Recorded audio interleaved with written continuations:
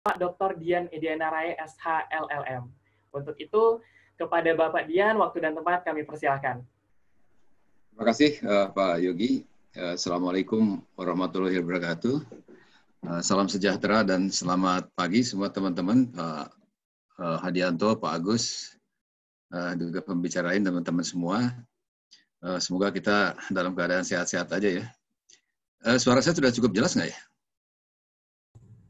Jelas, Pak. Cukup jelas, terima kasih. Ini ada yang kenal juga rupanya, langsung kelihatan ini. Jelas kan, jelas. Kayaknya ada dari Menko juga rupanya hadir juga ya Pak Agus. Terima kasih teman-teman sekalian karena saya dapat giliran yang pertama, tapi artinya dalam sesi diskusi kita ini. Tapi tadi saya agak relief sebetulnya. Halo? Saya agak senang sebetulnya tadi Pak Hadianto sudah menguraikan panjang lebar, saya kira mengenai perkembangan ekonomi digital, kemudian juga prospek, kemudian bahkan sebagian aspek hukumnya sudah di-cover oleh Pak Hadianto ya. Jadi saya kira saya tidak usah terlalu flashback ke isu-isu yang terkait dengan masalah ekonomi dan masalah terkait dengan masalah-masalah hukumnya secara umum. Dalam kesempatan yang baik ini, teman-teman sekalian, mungkin saya ingin menyampaikan beberapa hal saja. Yang pertama, tentu kita di dalam konteks melihat perkembangan ekonomi digital kita ini sesuatu hal yang ya bisa dikatakan sesuatu yang harus kita sambut baik. Dan ini by accident sebetulnya dengan adanya COVID-19 ini, kemudian segala sesuatunya di kita menjadi terakselerasi ini. Growth-nya dan kemudian juga teknologi dan lain sebagainya pun menjadi luar biasa berkembang. Oleh karena itu, saya kira memang persoalan yang terkait dengan digital ekonomi ini akan bisa dikatakan akan menjadi tulang punggung mungkin pertumbuhan ekonomi kita pada saat sekarang ini. Shifting dari ekonomi yang sifatnya fisik dan kemudian ke digital seperti ini, saya kira ini merupakan satu hal yang keharusan karena berbagai hal, tentu saja karena memang terkait dengan masalah kecepatan, efisiensi, dan masalah-masalah yang terkait dengan jarak tidak menjadi persoalan yang terlalu signifikan ya. Karena ini sebagian besar sudah bersifat cross border. Oleh karena itu isu yang ingin saya bawakan teman-teman sekalian ini sebetulnya terkait dengan persoalan yang menyertainya, mungkin kira-kira begitu. Ini pertumbuhannya sangat bagus gitu kan, tentu aspek hukum juga kita sempurnakan, tetapi at the same time ini adalah kita akan harus melihat dari aspek lain. Kalau tadi Pak Hadianto berbicara mengenai aspek ekonomi, masalah growth ekonomi, masalah stability ekonomi, maka kita nih saya tentu dan teman-teman di PPATK very much concern dengan persoalan yang terkait dengan masalah integritasnya. Nah, integritas ekonomi dengan stabilitas ekonomi atau pertumbuhan ekonomi itu dewasa ini tidak bisa dibaca separately gitu ya, tidak bisa dibaca secara terpisah teman-teman sekalian. Karena pertumbuhan ekonomi yang tidak disertai dengan integritas ekonomi yang bisa dikatakan yang tinggi, ini bisa justru akan menjadi faktor yang akan akan men-breakdown gitu, pertumbuhan itu sendiri sedemikian rupa, sehingga orang tidak akan percaya terhadap sistem yang kita pakai. Itu yang pertama, teman-teman. Yang kedua, tentu saja persoalannya itu terkait dengan logika berpikir para penjahat ini.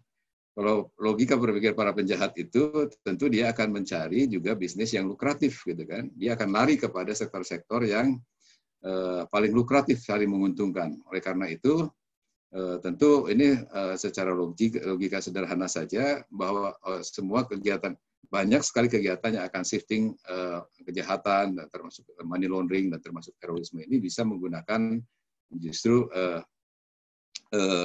melalui ekonomi digital ini. Nah, kalau kita melihat ini, teman-teman, bapak-bapak dan ibu sekalian dan teman-teman semua, tentu kita harus melihat sebetulnya resiko-resiko yang timbul dari kegiatan-kegiatan seperti ini.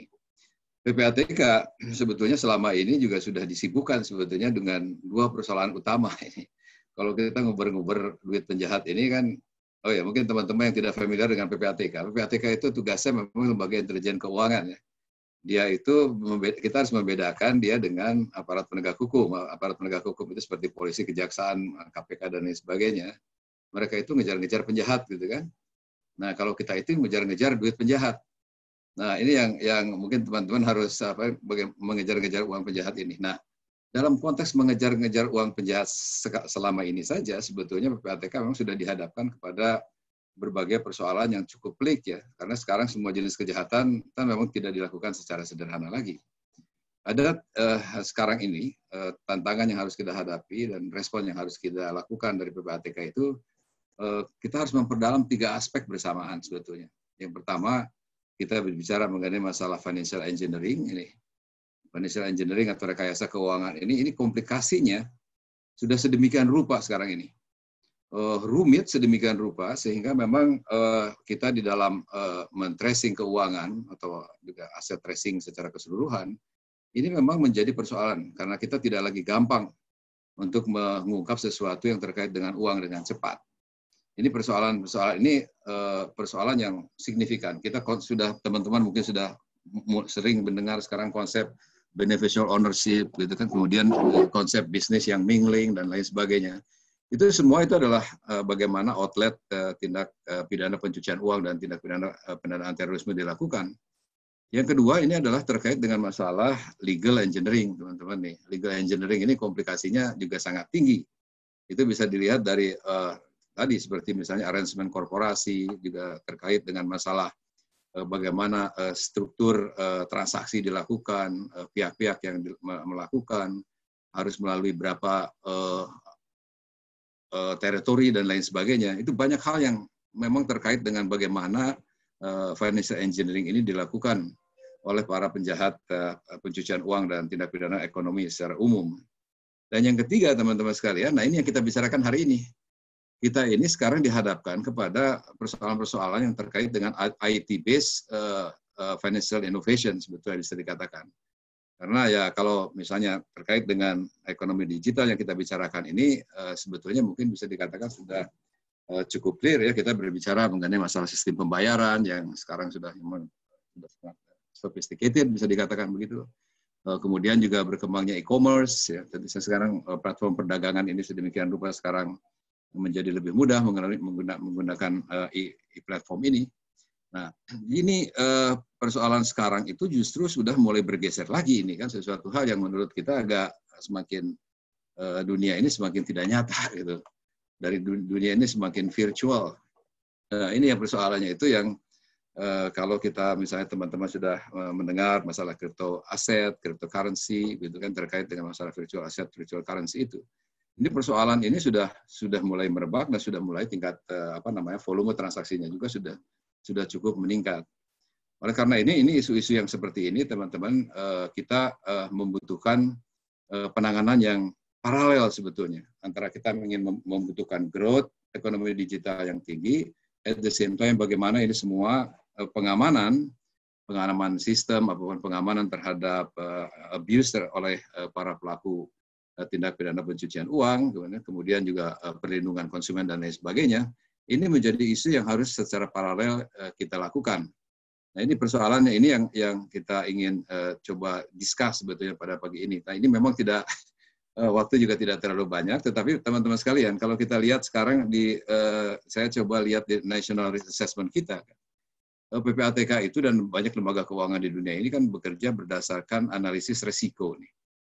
Di dalam konteks National Risk Assessment kita, ini yang namanya transaksi-transaksi seperti yang terkait dengan masalah fintech, virtual asset, dan lain sebagainya ini bisa dikategorikan sebagai emerging threat sebetulnya. Ya belum terlalu ya istilahnya mungkin belum terlalu masif, bisa dikatakan. Tetapi ini sudah mulai menjadi ancaman karena orang-orang yang memang melakukan kejahatan ekonomi, tentu saja dia akan selalu mencari outlet bagaimana caranya untuk bisa melakukan kejahatannya. Nah, berdasarkan data yang diperoleh PPATK nih, secara sederhana saja, mungkin saya sampaikan beberapa saja. Sebetulnya kalau membaca konteksnya ya, apakah COVID ini memperparah atau tidak memperparah tindak pidana gitu kan di bidang tindak pidana perekonomian misalnya, termasuk yang terkait dengan masalah digital ekonomi ini sebetulnya tidak terlalu menunjukkan persoalan yang terlalu signifikan ya.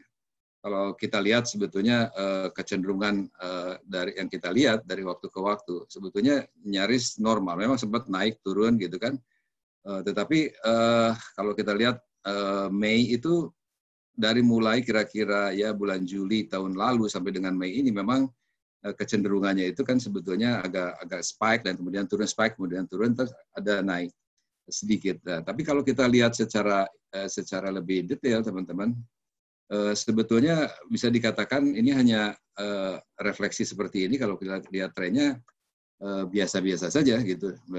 Kalau LTKM misalnya laporan transaksi keuangan yang masuk ke PPATK, ya rata-rata masih sekitar 300 laporan transaksi keuangan dari tiap harinya kan. Ada beberapa hal yang tentu harus kita perhatikan dalam konteks COVID ini, karena persoalannya itu memang orang akan lari kepada persoalan-persoalan yang memang dibutuhkan pada saat kita menghadapi krisis seperti sekarang.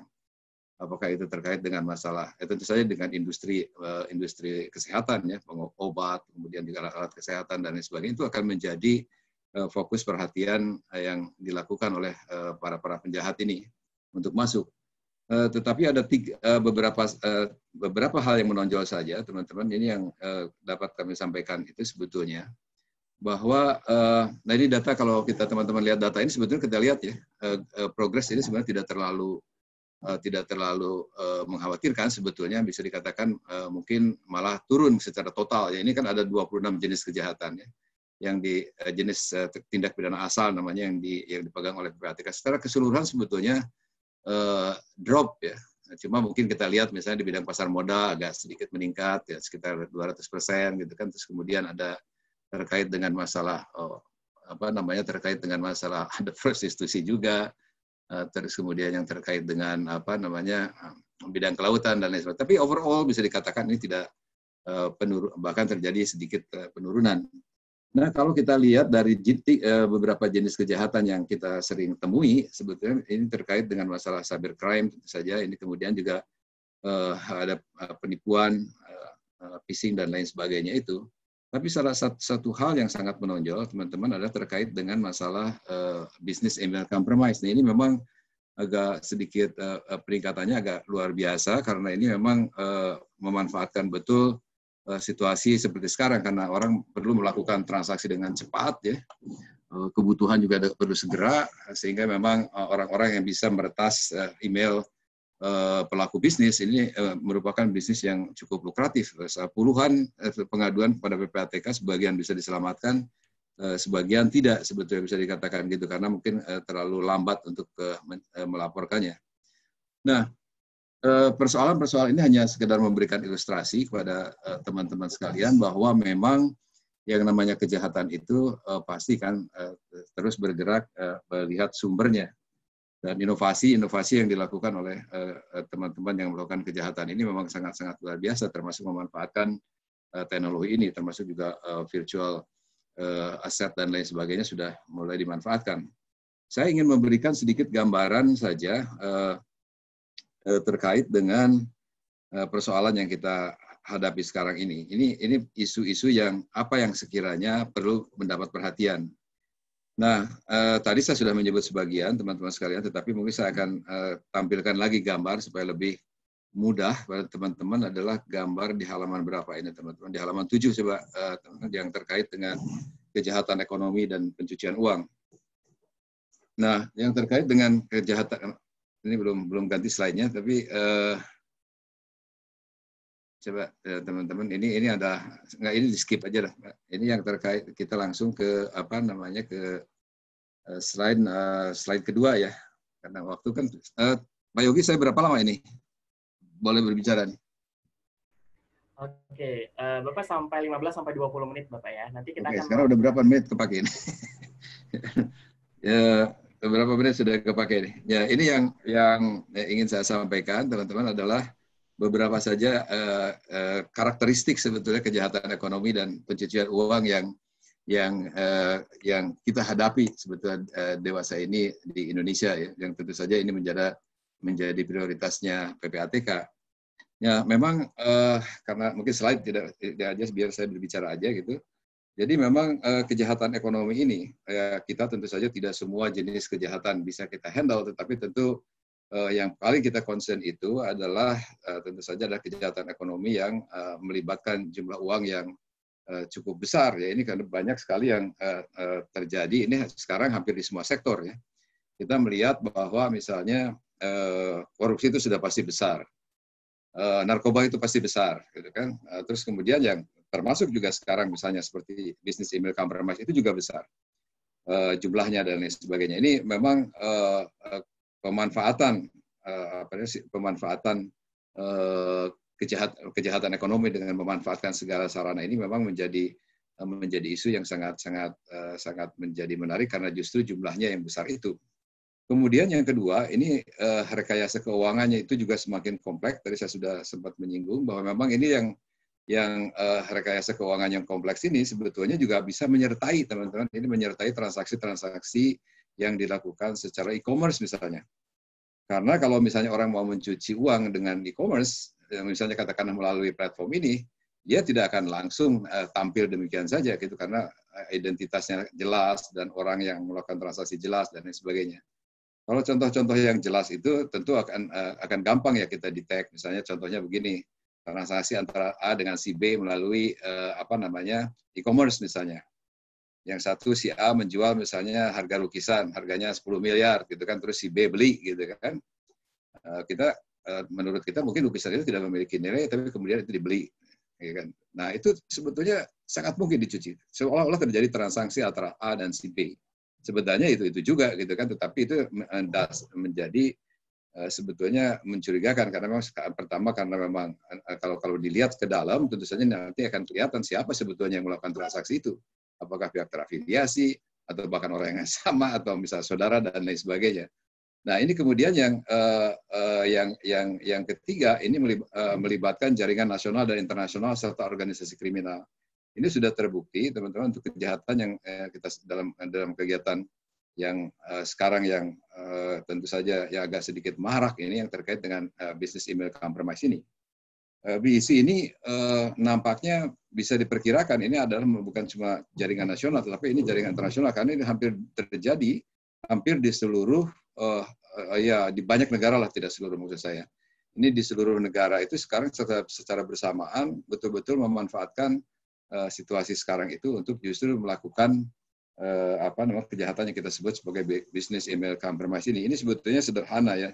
Ini adalah meretas email seseorang dalam hal ini mungkin manajer korporasi dan lain sebagainya.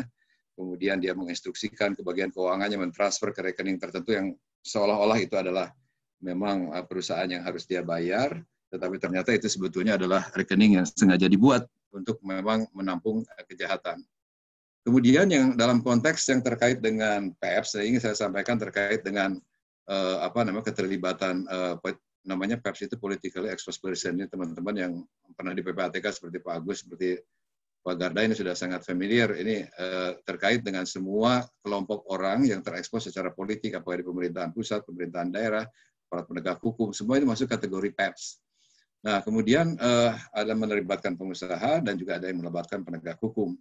Nah, persoalan ini teman-teman sekalian, kalau kita lihat misalnya sekarang upaya-upaya pencucian uang itu dilakukan itu dengan berbagai skenario ya. Kalau kita lihat kasus-kasus yang berkembang, memang keterkaitan antara ya PEPS, keterkaitan dengan pengusaha, dengan penegak hukum, ini menjadi persoalan yang tidak mudah kita deteksi dengan cepat gitu.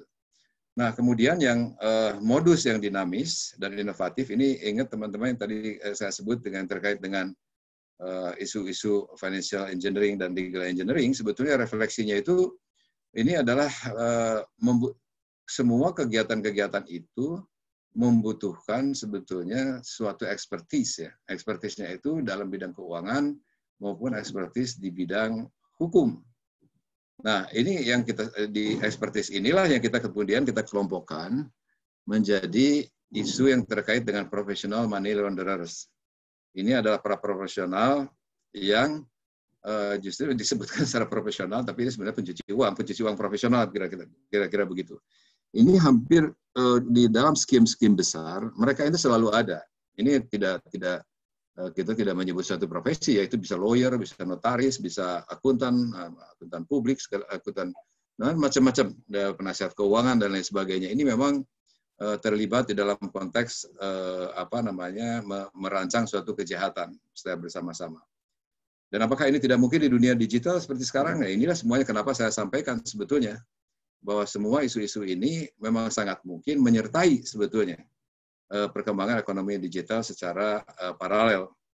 Dan isu nomor 6 misalnya melibatkan oknum internal segala macam itu tidak sangat mungkin terjadi. Kemudian juga rekayasa hukum dan financial dan financial engineering lainnya itu memang sangat mungkin terjadi. Oleh karena itu, teman-teman sekalian, dari kita, ini dari PPATK, tentu saja bahwa kita ingin memastikan bahwa kegiatan digital ekonomi ini akan berjalan sebagaimana seharusnya dalam pengertian bahwa dia berjalan memang pertumbuhannya baik, tetapi pertumbuhan ini juga pertumbuhan yang sehat, artinya pertumbuhan yang memang disertai dengan peningkatan integritas sistem. Artinya sistem ini tidak bisa dipakai untuk melakukan kejahatan, tidak bisa dipakai untuk menipu orang dan lain sebagainya.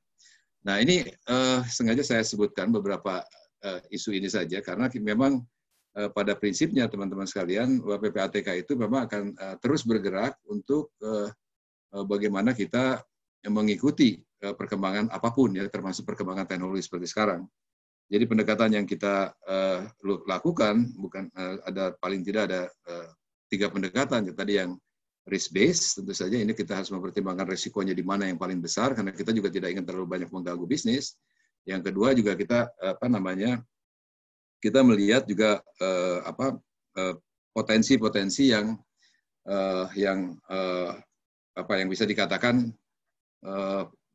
risikonya itu paling rawan pertama itu ya, kedua itu kemudian juga skalanya dan kemudian juga komplikasinya seperti apa. Nah ini yang kita akan konsentrasi penuh. Nah kalau kita lihat teman-teman sekalian, kalau kita lihat di dalam konteks bagaimana kita itu mengamankan sistem ini secara keseluruhan, komplikasinya kan luar biasa sebetulnya. Perbankan juga sangat luar biasa kompleksitas transaksinya, kemudian juga dunia digital ekonomi ini juga sedemikian rupa gitu kan. Tetapi sebetulnya core bisa dikatakan benang merahnya sebetulnya adalah bahwa kita memastikan bahwa memang orang yang melakukan transaksi itu adalah betul-betul kita pahami gitu kan, apakah dia korporasi, apakah orang, itu sudah jelas identitasnya itu harus clear. Oleh karena itu memang sistem pelaporan itu menjadi isu yang cukup penting kalau buat kita, karena kita mengharapkan sekarang sudah fintech sudah nanti akan keluar peraturan khusus untuk melaporkan kepada PPATK, e-commerce akan menyusul, walaupun memang ada semacam permintaan leniensi dalam konteks untuk tidak menerapkan terlalu keras, tetapi pada hakikatnya kalau PPATK berprinsip memang semua kegiatan bisnis apapun yang kira-kira mengandung risiko itu harus kita betul-betul cermati dengan baik. Jadi walaupun belum katakanlah nanti aturan mengenai kewajiban melapornya belum dikeluarkan oleh kita, tetapi jelas kita sudah bekerja sama dengan OJK, dengan Bank Indonesia, juga bekerja dengan dengan Departemen Perdagangan yang terkait dengan e-commerce segala macam ini akan memastikan bahwa area-area yang beresiko itu bisa kita identifikasi dengan baik. Kemudian tentu saja di dalam konteks penanganan dari tindak pidana pencucian uang, pendanaan terorisme ini, memang kita harus adjust juga di dalam konteks internal PPATK. Jadi kita memang harus menggunakan analytical tools yang memang cocok dengan dunia yang kita hadapi. Oleh sebab itu di PPATK itu ada kelompok fintech dan virtual asset yang memang bertugas khusus sebenarnya mengamati ekonomi digital ini secara keseluruhan dan juga persoalan-persoalan yang kita anggap kerawanannya yang harus kita perhatikan dan bagaimana caranya kita menghadapi persoalan-persoalan itu apabila timbul, termasuk kerjasama kita tadi dengan lembaga-lembaga di Indonesia maupun juga dengan lembaga-lembaga lain lembaga-lembaga intelijen keuangan lain di berbagai negara ya. Kita tergabung dalam Egmont Group, ada 163 negara yang setiap saat bisa bekerja dengan kita. Keep in mind oleh teman-teman bahwa digital ekonomi ini tidak mengenal border ya. nggak ada bea cukai di situ, nggak ada imigrasi dan lain sebagainya. Ini adalah dunia yang semakin virtual, semakin tidak bisa lagi batas-batas negara itu kita terapkan. Kemudian juga teknik-teknik investigasi yang kita pakai di PPATK, ini saya juga tidak akan detail membicarakan karena ini persoalan internal sebetulnya, tetapi jelas adalah teknik investigasi keuangan digital ini menjadi salah satu sekarang yang sedang dikembangkan oleh PPATK melalui training, melalui kerjasama kita dengan technical assistant dengan berbagai pihak di berbagai negara, ini sedang kita lakukan. Jadi memang supaya investigasi keuangannya ini akan bisa berjalan dengan baik. Kemudian juga kalau berbicara mengenai masalah money laundering, maka kita juga harus memiliki strategi yang terkait dengan aset recovery strategi, strategi untuk mengembalikan duit kerugian negara kalau itu korupsi atau merampas duit hasil kejahatan seperti narkoba dan lain sebagainya.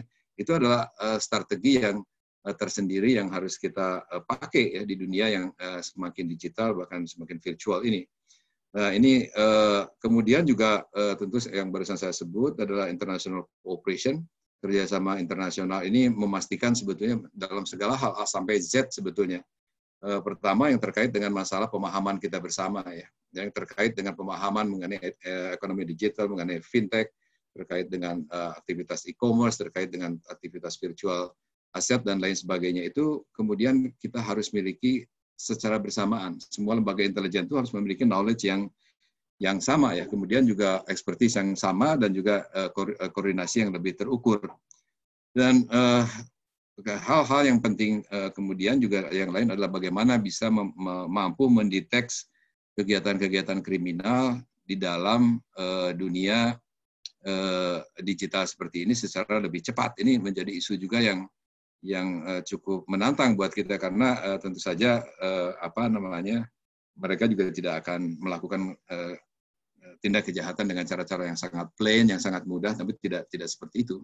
Tetapi bisa melakukan berbagai kemungkinan. Oleh karena itu memang identifikasi resiko yang terkait dengan aktivitas digital ekonomi itu sudah kita lakukan. Kita sudah bicara banyak dengan OJK, dengan Bank Indonesia dan lain sebagainya. Termasuk juga ini isu yang terkait untuk mendeteksi pelanggaran-pelanggaran dari peraturan perundang-undangan yang berlaku.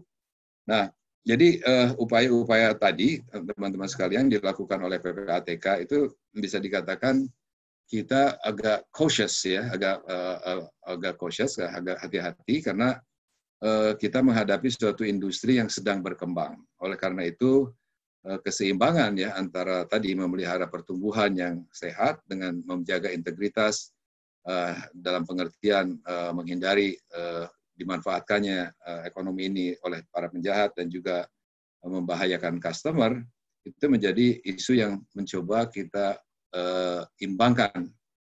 Di samping itu, Bapak sekalian, karena tadi yang saya katakan ini ekonomi ini borderless, tentu saja kerjasama internasional tadi menjadi kata kunci yang saya harus ulang-ulang karena sebetulnya bisa dikatakan transaksi ini bisa melibatkan negara mana saja. Itu bagusnya, tetapi juga kejahatan itu juga bisa melibatkan negara mana saja. Nah, ini sehingga memang penanganan bersama menjadi kata-kata yang sangat penting kita lakukan. Nah, jadi kira-kira itu yang ingin saya sampaikan secara umum, teman-teman sekalian, mengenai isu-isu di sekitar ekonomi digital yang menjadi isu diskusi kita. Jadi aspek tentu saja pertumbuhan ekonomi, aspek perlindungan hukum, dan aspek dari perlindungan sistem maupun perlindungan sistem keuangan digital maupun sistem ekonomi digital oleh kita, oleh lembaga intelijen seperti PPATK ini juga menjadi critical point. Itu sudah merupakan suatu bisa dikatakan suatu komitmen yang tidak semata-mata komitmen Indonesia, tetapi juga komitmen seluruh negara. Karena kalau kita lihat misalnya FATF sendiri sejalan dengan ini sebetulnya kebetulan saja, bukan kebetulan, memang sebagian ini adalah respon terhadap bencana COVID ini, pandemi COVID ini. FATF itu sendiri sudah mengeluarkan guideline dan mengeluarkan semacam endorsement. Salah satunya adalah endorsement yang penting untuk diskusi kita hari ini adalah bahwa Financial Action Task Force yang berbasis di Paris itu Ini standar setting body ya teman-teman, untuk yang tidak familiar dengan FATF. Ini mereka yang menetapkan standar tindak pidana untuk memberantas tindak pidana pencucian uang dan tindak pidana terorisme dan proliferasi senjata pemusnah massal. Nah, mereka itu sudah mendukung penerapan proses digital customer onboarding ya, dan juga untuk juga mengendorse saluran distribusi berbasis digital secara penuh. Jadi organisasi yang standar setting ini pun sudah memang mendukung digital customer onboarding dan juga digital distribusi transaksi melalui digital. Tetapi at the same time, teman-teman sekalian, bahwa FATF juga menegaskan bahwa FATF itu akan mendorong adanya transparansi yang lebih besar dalam transaksi keuangan. Artinya semua informasi yang terkait dengan transaksi ini memang harus diketahui oleh semua lembaga intelijen di seluruh dunia. Jadi ini untuk ujung-ujungnya seperti yang tadi saya sampaikan teman-teman adalah untuk terciptanya integritas dan keamanan sistem pembayaran dan sistem perdagangan dan sistem perekonomian secara keseluruhan di seluruh dunia. Nah, jadi itu kira-kira teman-teman mungkin untuk pengantar diskusi kita secara summary saya kira tadi sudah jelas bahwa ekonomi kita adalah jelas tidak akan terhindarkan bahwa kita akan lebih rely kepada digital ekonomi ini apalagi dalam situasi pandemi seperti sekarang. Tetapi at the same time tentu saja kita akan memastikan bahwa pertumbuhan kegiatan ekonomi ini akan berjalan dengan sehat dan berintegritas. Sehingga memang sistem ini akan bisa sustainable, gitu bisa dikatakan, dan bisa tidak merusak persepsi dunia terhadap sistem perekonomian kita maupun sistem keuangan kita. Kira-kira demikian ya Pak Yogi yang ingin saya sampaikan sekedar pengantar diskusi pagi ini. Memang persoalannya sih persoalan teknisnya panjang, tetapi saya kira bukan dalam kesempatan pagi ini. Saya sudah cukup uraikan sekedar pengantar diskusi pagi ini. Terima kasih. Saya kembalikan ke Pak Moderator, Pak Yogi. Baik, terima kasih Pak Dian. Luar biasa sekali penjabarannya terkait dengan transformasi digital. Kemudian tadi telah membahas juga terkait dengan transaksi keuangan yang mencurigakan, tentunya dikaitkan dengan money laundering. Baik Bapak Ibu sekalian, kita akan lanjut terlebih dahulu ke pembicara menyampaikan materinya, nanti kita akan tutup dengan sesi tanya jawab ya. Untuk itu kepada Bapak Agus Santoso SHLLM, saya persilakan untuk memaparkan materinya. Terima kasih moderator Mas Yogi. Yang terhormat Kang Hadianto,